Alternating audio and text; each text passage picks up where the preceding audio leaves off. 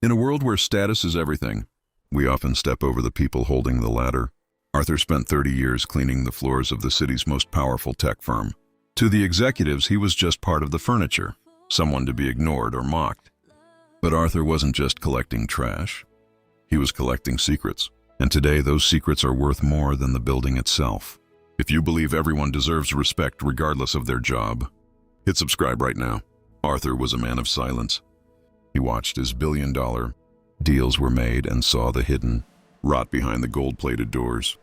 The new vice president, a man named Julian, made it his daily mission to humiliate Arthur. He would intentionally spill coffee just to watch an old man get on his knees to scrub it. Julian thought power was about who you could look down on. He didn't realize that the man cleaning his floor knew exactly how empty his bank account really was. The company was failing.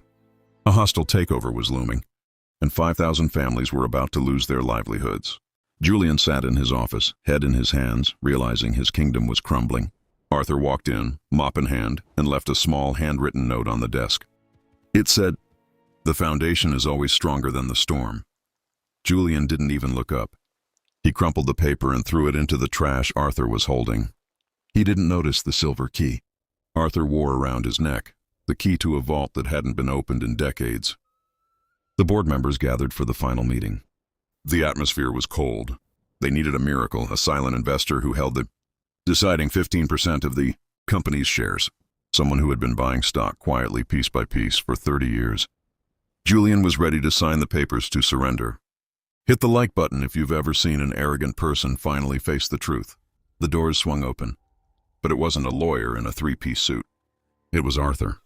He was still wearing his blue janitor's uniform, but he wasn't carrying a mop. He was carrying a legal folder. The room went silent as Arthur walked to the head of the table. He looked at Julian and said, "You spent 30 years looking down at me, Julian. If you had looked at the balance sheets instead, you would have realized I don't just work for this company. I own the seat you're sitting." And Arthur had used every spare penny of his modest salary to buy into the vision he helped maintain. He wasn't there to fire anyone. He was there to remind them that you don't build a business, you build people. Have you ever been underestimated? Tell your story in the comments. I'm reading every single one. Arthur saved the company, but he had one condition. He handed the mop to Julian and told him, "Start from the bottom. It's the only way to learn how to value the top.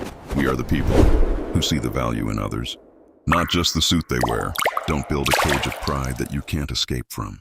Your life reflects your standards." This lesson is just the beginning.